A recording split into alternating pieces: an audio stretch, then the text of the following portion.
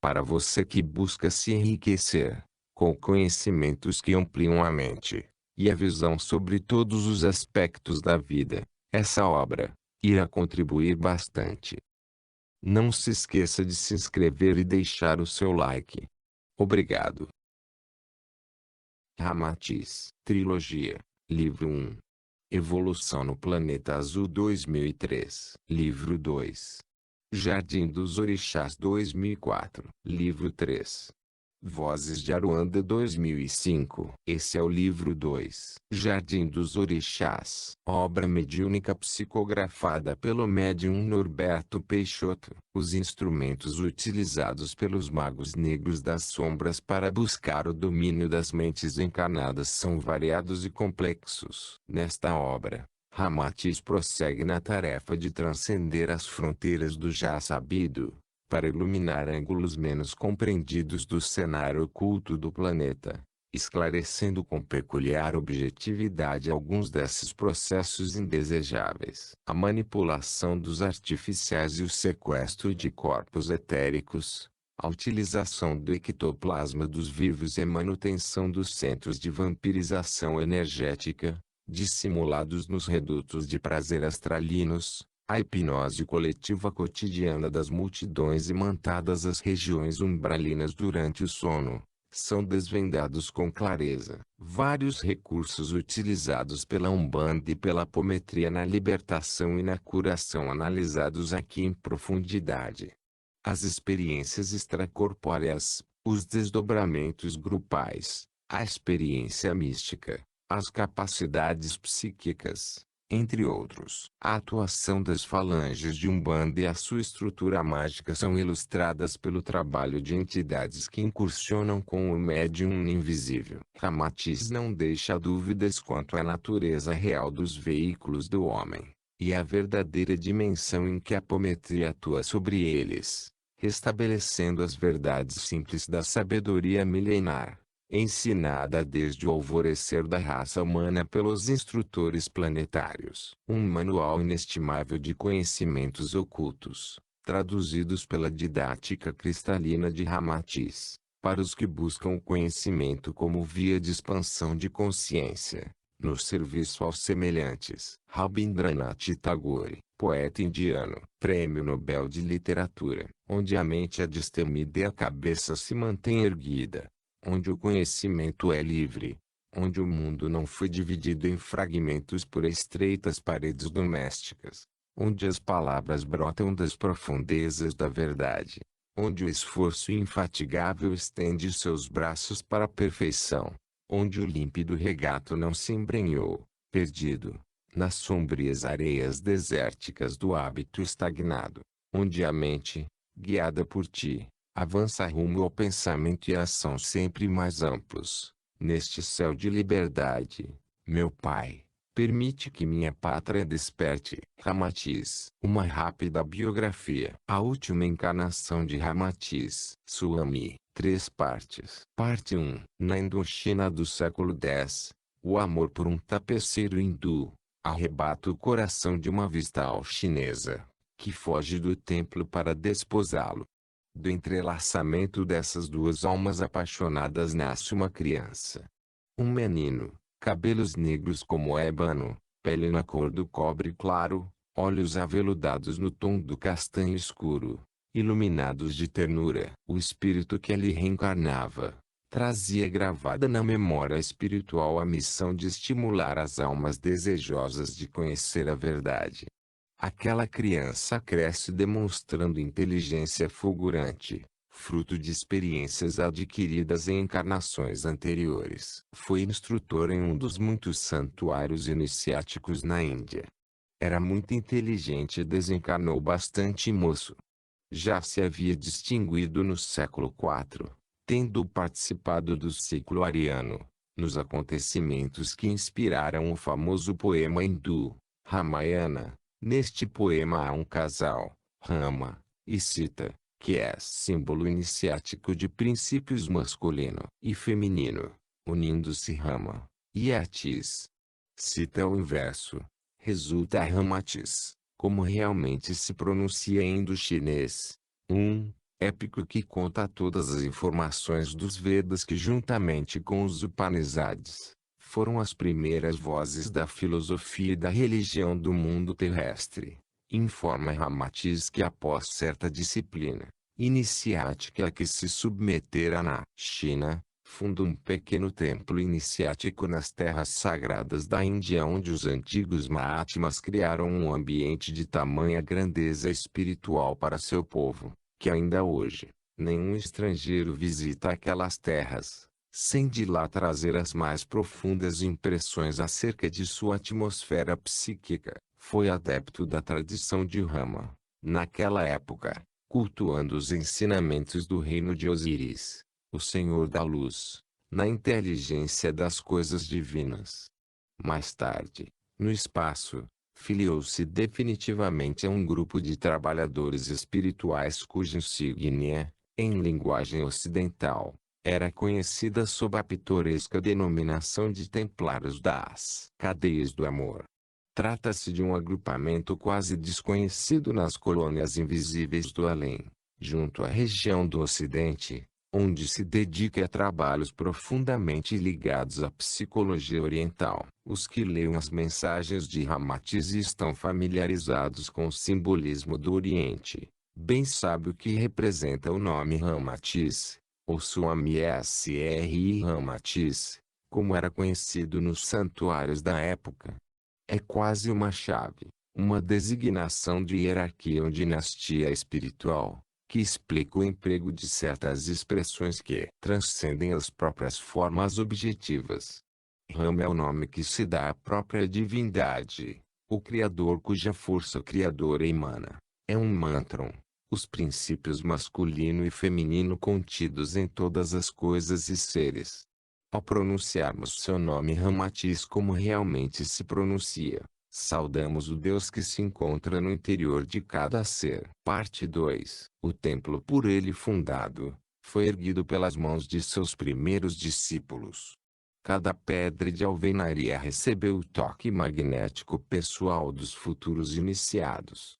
Nesse templo, ele procurou aplicar a seus discípulos os conhecimentos adquiridos em inúmeras vidas anteriores. Na Atlântida foi contemporâneo do espírito que mais tarde seria conhecido como Allan Kardec.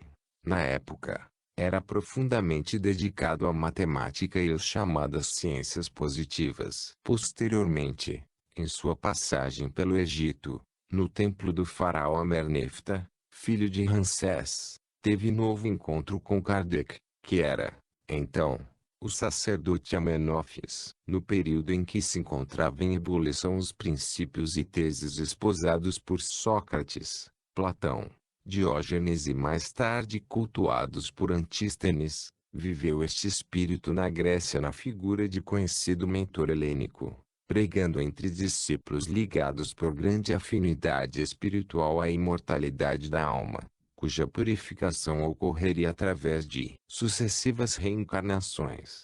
Seus ensinamentos buscavam acentuar a consciência do dever, a autorreflexão, e mostravam tendências nítidas de espiritualizar a vida.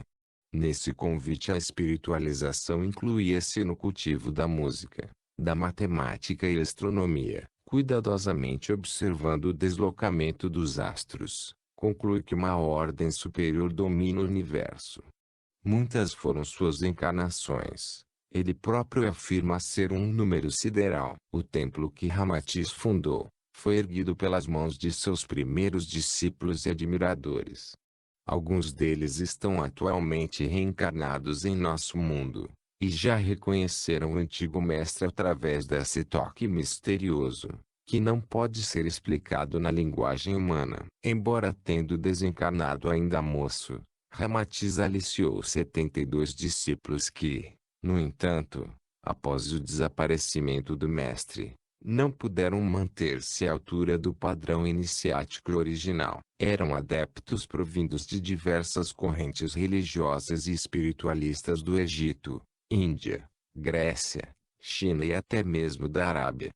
Apenas 17 conseguiram envergar a simbólica túnica azul e alcançar o último grau daquele ciclo iniciático, em meados da década de 50, à exceção de 26 adeptos que estavam no espaço, desencarnados, cooperando nos trabalhos da Fraternidade da Cruz e do Triângulo.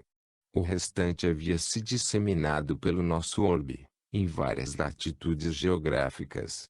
Destes, 18 reencarnaram no Brasil, 6 nas 3 Américas, do Sul, Central e do Norte, e os demais se espalharam pela Europa e, principalmente, pela Ásia, em virtude de estar a Europa atingindo o final de sua missão civilizadora. Alguns dos discípulos lá reencarnados emigrarão para o Brasil, em cujo território, afirma Ramatiz, encarnarão os predecessores da generosa humanidade do terceiro milênio. A Fraternidade da Cruz e do Triângulo foi resultado da fusão no século passado, na região do Oriente, de duas importantes fraternidades que operavam do espaço em favor dos habitantes da Terra.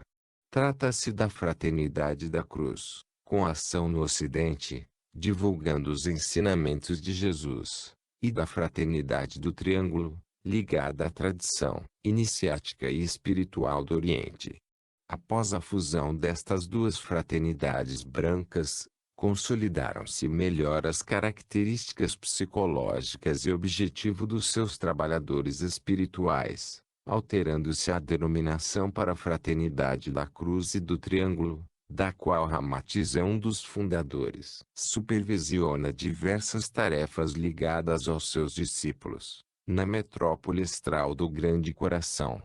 Segundo informações de seus psicógrafos, atualmente participa de um colegiado no astral de Marte. Seus membros, no espaço, usam vestes brancas, com cintos e emblemas de cor azul claro esverdeada. Sobre o peito trazem delicada corrente como que confeccionada em fina ourivesaria, na qual se ostenta um triângulo de suave lilás luminoso, emoldurando uma cruz lirial.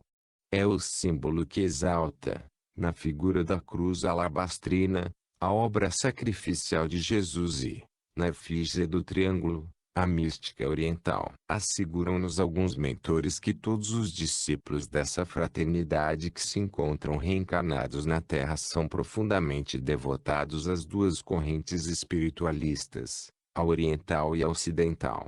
Cultuam tanto os ensinamentos de Jesus, que foi o elo definitivo entre todos os instrutores terráqueos, tanto quanto os labores de Antúlio, de Hermes, de Buda, assim como os esforços de Confúcio e de Lao Tse. É esse um dos motivos pelos quais a maioria dos simpatizantes de Ramatiz, na Terra, embora profundamente devotados à filosofia cristã, afeiçoam-se, também, com profundo respeito, à corrente espiritualista do Oriente. Soubemos que da fusão das duas fraternidades realizada no espaço, surgiram extraordinários benefícios para a Terra. Alguns mentores espirituais passaram, então, a atuar no Ocidente, incumbindo-se mesmo da orientação de certos trabalhos espíritas, no campo mediúnico, enquanto que outros instrutores ocidentais passaram a atuar na Índia, no Egito, na China e em vários agrupamentos, que até agora eram exclusivamente supervisionados pela antiga Fraternidade do Triângulo. Parte 3. Os espíritos orientais ajudam-nos em nossos trabalhos, ao mesmo tempo em que os da nossa região interpenetram os agrupamentos doutrinários do Oriente, do que resulta ampliar-se o sentimento de fraternidade entre Oriente e Ocidente, bem como aumentar-se a oportunidade de reencarnações entre espíritos amigos. Assim se processa um salutar intercâmbio de ideias, e perfeita identificação de sentimentos no mesmo labor espiritual,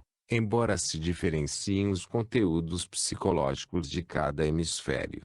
Os orientais são lunares, meditativos, passivos e desinteressados geralmente da fenomenologia exterior. Os ocidentais são dinâmicos, solarianos, Objetivos estudiosos dos aspectos transitórios da forma e do mundo dos espíritos. Os antigos fraternistas do Triângulo são exímios operadores com as correntes terapêuticas azuis, que podem ser aplicadas como energia balsamizante aos sofrimentos psíquicos cruciais das vítimas de longas obsessões. As emanações do azul claro, com nuances para o esmeralda, além do efeito balsamizante, dissociam certos estigmas pré-reencarnatórios e que se reproduzem periodicamente nos veículos etéricos. Ao mesmo tempo, os fraternistas da cruz, conforme nos informa Ramatiz, preferem operar com as correntes alaranjadas, vivas e claras, por vezes mescladas do carmim puro, visto que as consideram mais positivas na ação de aliviar o sofrimento psíquico. É de notar, entretanto, que, enquanto os técnicos ocidentais procuram eliminar de vez a dor, os terapeutas orientais, mais afeitos à crença no fatalismo kármico, da psicologia asiática, preferem exercer sobre os enfermos uma ação balsamizante, aproveitando o sofrimento para a mais breve queima do karma. Eles sabem que a eliminação rápida da dor pode extinguir os efeitos, mas as causas continuam gerando novos padecimentos futuros.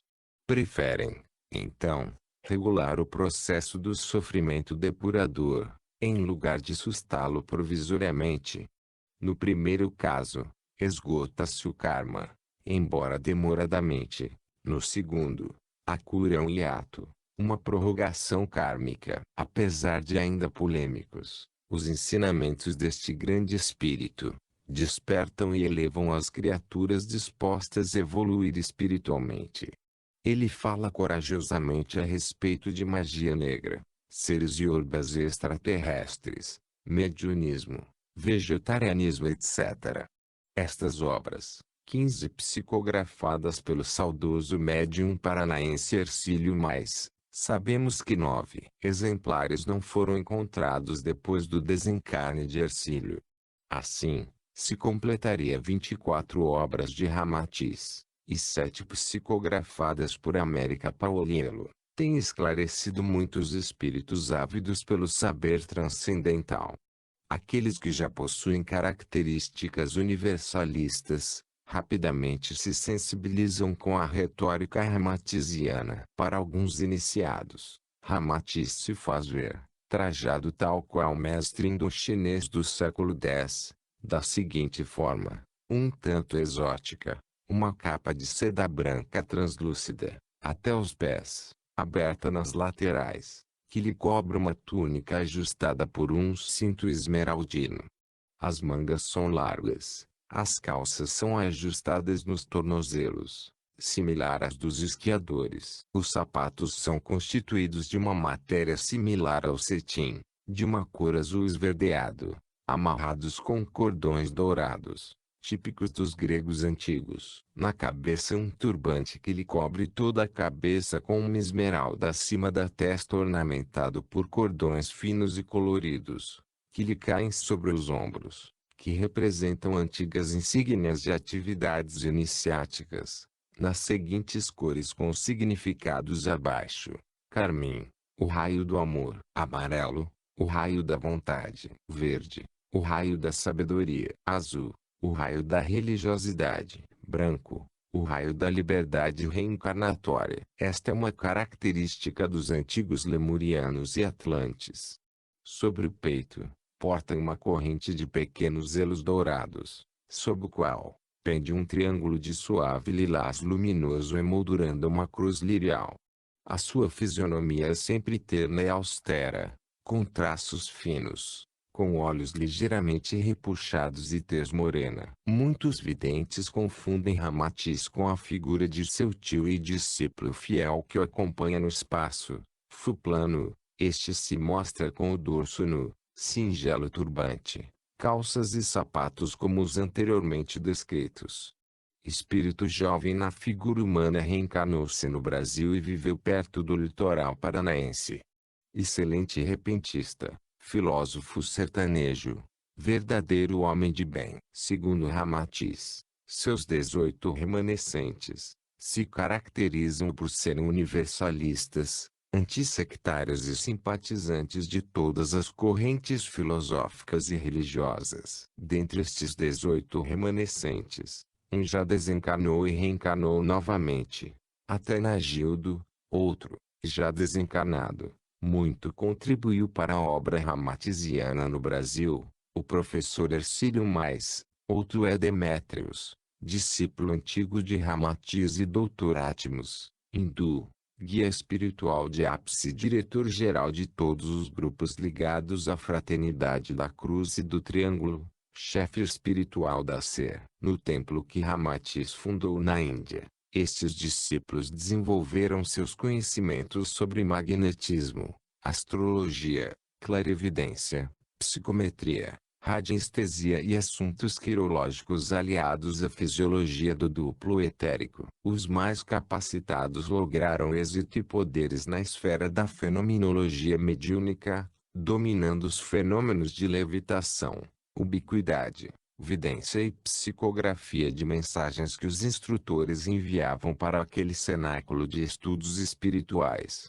Mas o principal toque pessoal que Ramatiz desenvolveu em seus discípulos, em virtude de compromisso que assumira para com a fraternidade do Triângulo, foi o pendor universalista, a vocação fraterna, crística, para com todos os esforços alheios na esfera do espiritualismo. Ele nos adverte sempre de que os seus íntimos e verdadeiros admiradores são também incondicionalmente simpáticos a todos os trabalhos das diversas correntes religiosas do mundo. Revelam-se libertos do exclusivismo doutrinário ou de dogmatismos e devotam-se com entusiasmo a qualquer trabalho de unificação espiritual. O que menos os preocupa são as questões doutrinárias dos homens, porque estão imensamente interessados nos postulados crísticos. Universalismo. Jesus. Tudo quanto quereis que os homens vos façam, fazei-o também a eles. Hinduísmo. Não faças aos outros aquilo que, se a ti fosse feito, causar-te a dor. Lei judaica. Não faças ao teu semelhante aquilo que para ti mesmo é doloroso. Lao-tse. Considera o lucro de teu vizinho como teu próprio, e seu prejuízo como se também fosse teu. Confúcio. Não faças aos outros aquilo que não queres que eles te façam. Buda. De 5 maneiras um verdadeiro líder deve tratar seus amigos e dependentes: com generosidade, cortesia, benevolência, dando o que deles espera receber e sendo tão fiel quanto sua própria palavra. Maomé. Ninguém pode ser crente até que ame seu irmão como a si mesmo. Sikhismo. Julga aos outros como a ti julgas, então participarás dos céus. Mahavira. Na felicidade e na infelicidade, na alegria e na dor, precisamos olhar todas as criaturas assim como olhamos a nós mesmos. Zoroastro. A natureza só é amiga quando não fazemos aos outros nada que não seja bom para nós mesmos. Sufismo. Bem-aventurados os que temem magoar outrem por pensamento, palavras e obras. Umbanda é de crença espírita. A clareza mental do codificador do espiritismo se constata pela precisão de sua linguagem e na abordagem dos temas, pois teve uma coragem e um inconformismo com que pairou acima dos preconceitos e dogmas religiosos de sua época. Infelizmente o espírito kardeciano está um pouco esquecido numa grande parte dos que se dizem espíritas.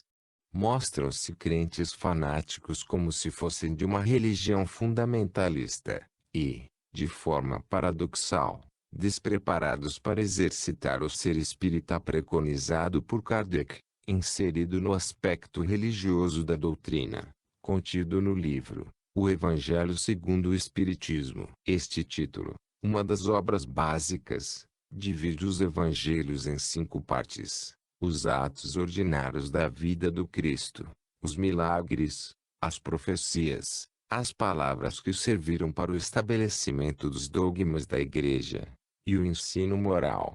A parte moral foi considerada, pelos espíritos iluminados que conduziram a codificação, de suma importância, tanto que as demais são ínfimas, se comparadas em número de páginas com ela.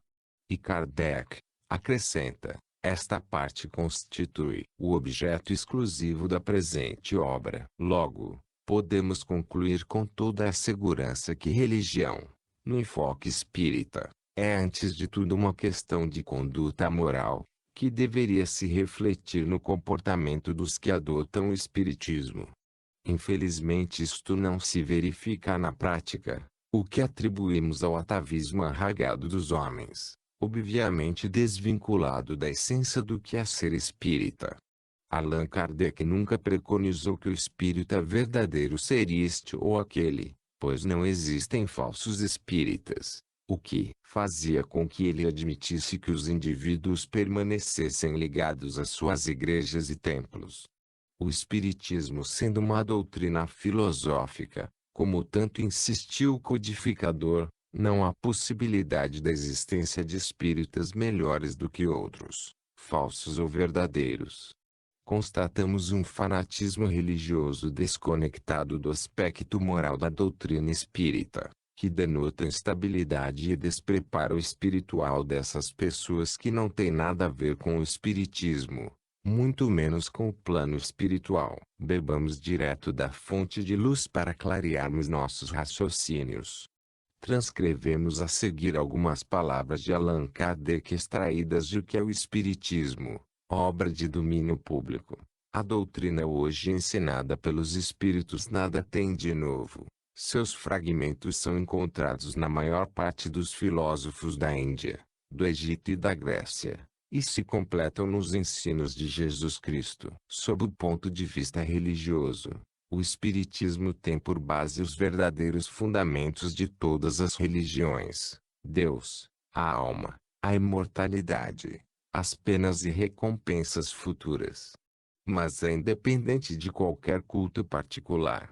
Seu fim é provar a existência da alma aos que negam ou que disso duvidam, demonstrar que ela sobrevive ao corpo e que, após a morte, sofre as consequências do bem e do mal que haja feito durante a vida terrena. E isso é comum a todas as religiões, como a crença nos espíritos é igualmente de todas as religiões, assim é de todos os povos. Por isso que onde há homens há espíritos e, ainda, porque as manifestações são de todos os tempos, e seus relatos, sem qualquer exceção, se acham em todas as religiões. Assim, pois, pode-se ser católico, grego ou romano, protestante, judeu ou muçulmano e crer nas manifestações dos espíritos e, consequentemente, ser-se espírita. A prova está em que o espiritismo tem adeptos em todas as religiões. Não sendo os espíritos mais do que as almas, não é possível negar aqueles sem negar estas. Admitindo-se as almas ou espíritos, a questão se reduz à sua expressão mais simples. As almas dos que morreram podem comunicar-se conosco. O Espiritismo prova a afirmação com os fatos materiais. Que prova podem dar de que isto seja impossível? Se o é, nem todas as negações do mundo impedirão que o seja, porque isto não é um sistema, nem uma teoria, mas uma lei da natureza. E contra as leis da natureza é impotente a vontade dos homens. Umbanda é de crença espírita, diria Allan Kardec se estivesse encarnado entre nós. Com certeza a resposta é sim. Imploramos ao alto que os que se dizem espíritos na Terra resgatem o senso de observação de Allan Kardec, desprovido de quaisquer preconceitos. Analisem, observem, estudem e compreendam a Umbanda e, antes de qualquer coisa, respeitem-na como expressão mediúnica da espiritualidade superior para socorrer os necessitados do corpo e da alma. E, todos os irmãos, vamos nos dar as mãos, independente de fé, crença, raça, religião, sexo e classe social.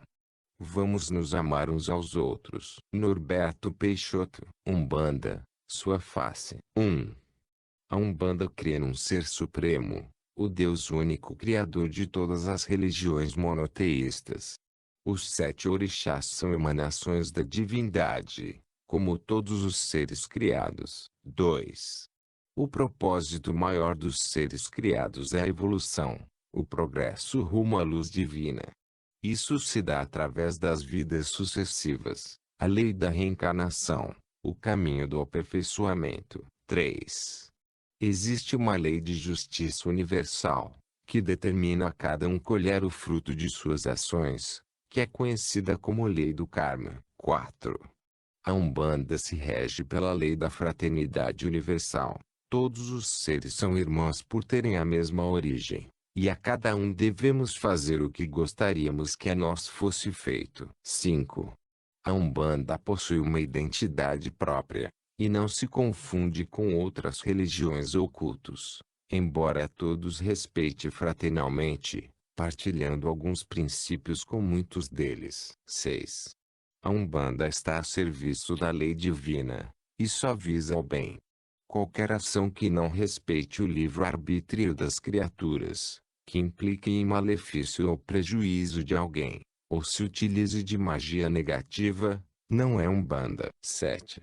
A Umbanda não realiza em qualquer hipótese o sacrifício ritualístico de animais, nem utiliza quaisquer elementos destes em ritos, oferendas ou trabalhos. 8. A Umbanda não preconiza a colocação de despachos ou oferendas em esquinas urbanas, e sua reverência às forças da natureza implica em preservação e respeito a todos os ambientes naturais da Terra. 9. Todo o serviço da Umbanda é de caridade, jamais cobrando ou aceitando retribuição de qualquer espécie por atendimentos, consultas ou trabalhos. Quem cobra por serviço espiritual não é umbandista. Um espírito amigo. Umbanda e catolicismo são diversos, apesar do sincretismo, que teve raízes históricas. Umbanda e espiritismo são diversos, embora ensinem as mesmas grandes leis milenares da evolução, do karma e da reencarnação. Umbanda e candomblé são diversos, embora ambos realizem o intercâmbio com os planos invisíveis. Prefácio. É com grande emoção neste coração de defunto, que bate igualzinho a quando estávamos na Terra, que transmitimos daqui estas linhas sinuosas por nossas imperfeições, possibilitadas pela recepção mediúnica do escrevente em carne e osso, que já se habituou às nossas vibrações e nos abra a janela da casa mental para colocarmos nosso quinhão de ideias. Raramente nos manifestamos pela incorporação aos consulentes da Umbanda, por isso somos um tanto desconhecidos nos terreiros. Mesmo assim, vamos dar a nossa opinião de galho torto, mas que oferta a brisa fresca embaixo da árvore que o sustenta com tronco firme. É bom que vocês tenham ciência de que este preto velho não é um reumático de coluna vertebral curvada, não fala errado e sabe ler. Quando assim nos manifestamos durante as consultas, é para chegarmos aos espíritos dos simples, que se inibem diante da superioridade dos santos do outro mundo, sábios de palavras rebuscadas e arranjos verborrágicos. Mas não se equivoquem, se chega um doutor erudito, sabemos muito bem buscar o palavreado para nos comunicarmos. Não sendo do nosso labor a psicografia, submetemo-nos a um período de adaptação e aprendizado para conseguir adaptar nossas vibrações às vibrações do aparelho que nos emprestaria o psiquismo para conseguirmos nos expressar pela escrita. Enganam-se aqueles que estão desse lado da vida vestidos com os paletós de carne e osso, se pensam que tudo é fácil para os espíritos despidos desses envoltórios do lado de cá. Quando o caboclo Atlante, assim chamamos carinhosamente o ramatismo astral da Umbanda, nos propôs prefaciarmos esta obra, comprometemo-nos, conforme a sua programação, a um período de treinamento em um determinado centro espírita, de pendor universalista, local onde nos ensinariam a psicografar. Ao mesmo tempo espreitaríamos o instrumento escrevente que oportunamente receberia o nosso prefácio em sua residência, local onde por hábito, em horários dias fixos, Ele se dedica a essa tarefa. Para nossa surpresa, nosso maior desafio não foram os meandros técnicos que envolvem os chakras, o corpo etérico e o corpo astral de tessitura delicada das aparelhagens mediúnicas, sensibilizadas antes de reencarnar para serem instrumentos da semeadura do Cristo, no imenso campo da caridade. Infelizmente, tivemos enormes dificuldades de ser aceitos na roupagem fluídica, ou perispirítica, de Preto Velho.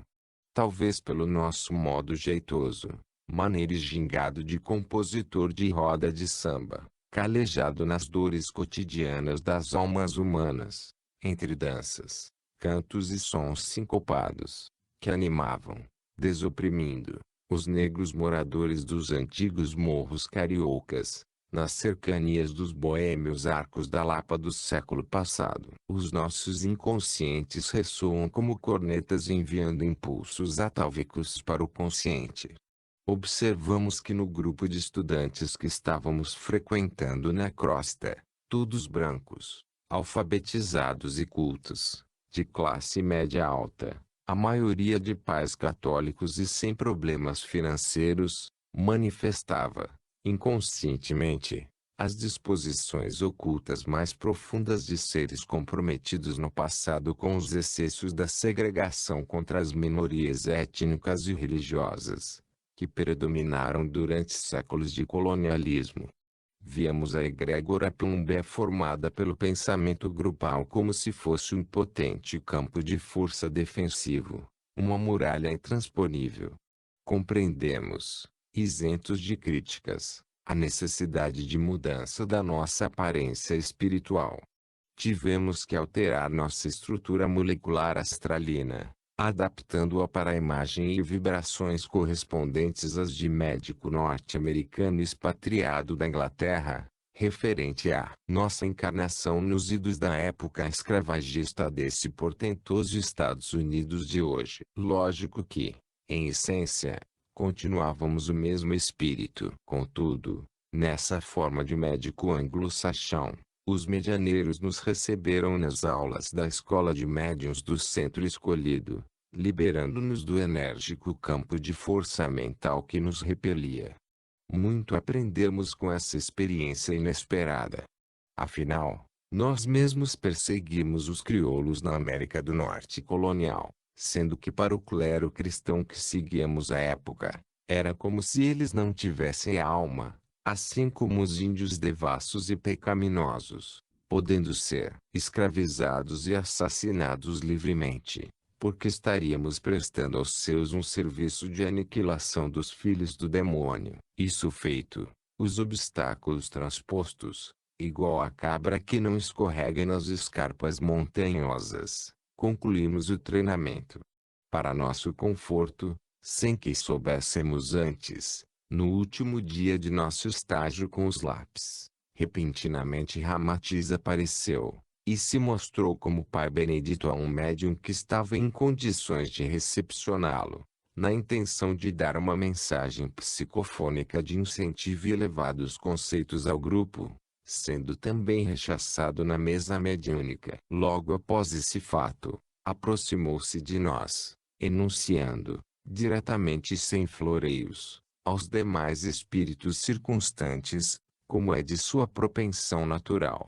Muitos dos médiuns dessa casa que se propõem a universalidade do intercâmbio mediúnico com os espíritos, anseiam ardorosamente ser envolvidos pela vibração de um hindu de turbante, resplandecente de luz rosa e adourada, como se o universo fosse finalizado nesse símbolo do Oriente.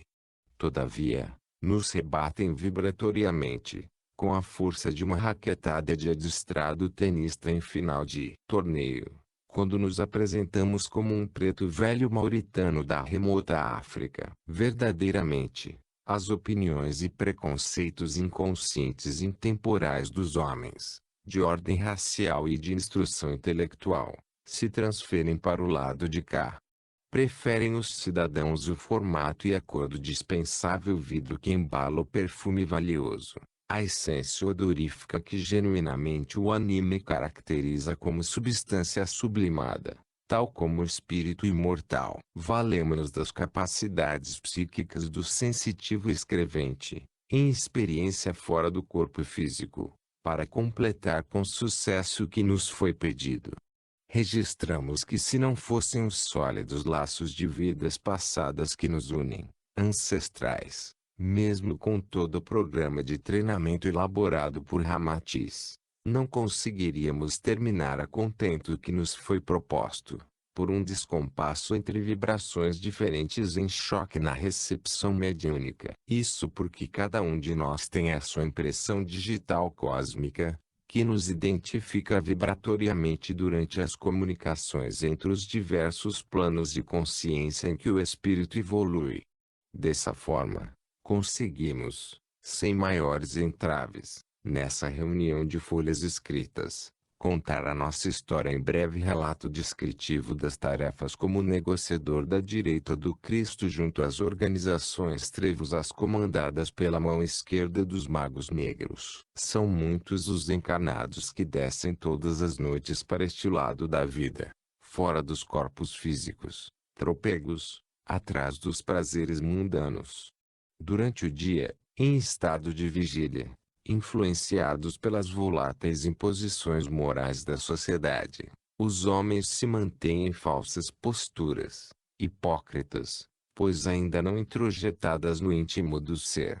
Represam, qual turbilhão de águas revoltas que vem corredeira abaixo, as disposições mais profundas do espírito preso em retificação no corpo. É difícil para nós referendar o conceito comum, amplamente aceito, de que os obsessores são os descarnados do além-túmulo, tal ímpeto desenfreado com que os mortais da crosta obsediam os daqui, rumo às estações prazerosas das zonas subcrostais, para locupletarem-se nos gozos. Durante o sono físico das populações metropolitanas, como se as cidades fossem depósitos dormitórios de casulos inermes dos lascivos viajores astrais, na metade do planeta em que o sono bate, bilhões de autômatos, em hordas organizadas de auto-hipnotizados, abandonam seus envoltórios grosseiros e adentram de cabeça, como mergulhadores olímpicos, nos charcos tenebrosos, na busca louca do êxtase sensório. Ironicamente, quando o sol os fez despertar ao nascer do novo dia, a outra metade da população terrena está adormecida, realimentando esse ciclo planetário de mergulho nas profundezas da piscina dos prazeres, como se perpetuasse festa de sabá coletiva. O movimento de rotação da Terra faz com que sempre numa metade do planeta seja dia e na outra noite. Não por outro motivo. Os despachos de ofertas realizadas nos escambos e negociatas com o submundo do plano astral são feitos após a meia-noite. Grande parte da humanidade estando desdobrada pelo processo natural de sono físico, assume experiências extracorpóreas comandadas pelos instintos mais baixos do ser animal, ficando à mercê dos assédios das sombras, pelo próprio desmano moral que se localiza em suas entranhas. É como encaixar preciso de peças em maquinaria que se movimenta ininterruptamente, ou maçã que é cortada ao meio, sendo uma parte devorada pelas larvas que despertam pelo estímulo da escuridão. Já nos estendemos além da conta na elaboração deste pequeno prefácio. Registramos um pouco de nossas tarefas como defunto, e afirmamos que também temos nossos momentos de lazer em comunidade, quando podemos locar alguns instrumentos musicais em samba cadenciado no astral, que os ouvidos da terra ainda não conseguem escutar. Que Oxalá abençoe todos os filhos. Que este amontoado de folhas escritas com o título de Jardim dos Orixás auxilie na capina interna dos insos e ervas daninhos de cada um, mantendo o terreno que abriga o espírito, na sua evolução carnal, adubado e florido.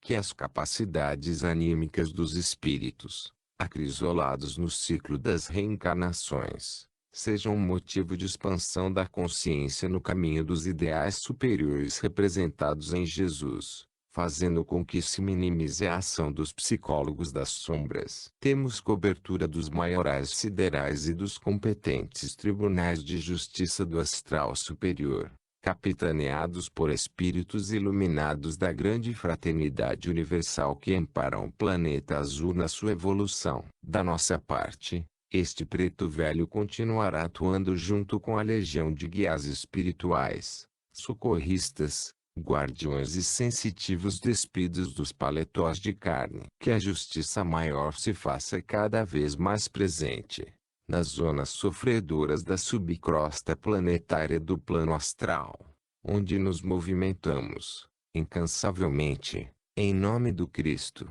da meia-noite, até o galo cantar ao alvorecer. Saravá aos filhos da terra. Pai Quirino. Nota do médium. Este espírito que se denomina Pai Quirino é um preto velho que atua, apoiando vários médiums desdobrados nas atividades de caridade da Umbanda e apometria. A sua história se encontra narrada, com maiores detalhes no capítulo Correntes Astrais Coletivas de Pensamentos Parasitas. Continuação no próximo vídeo.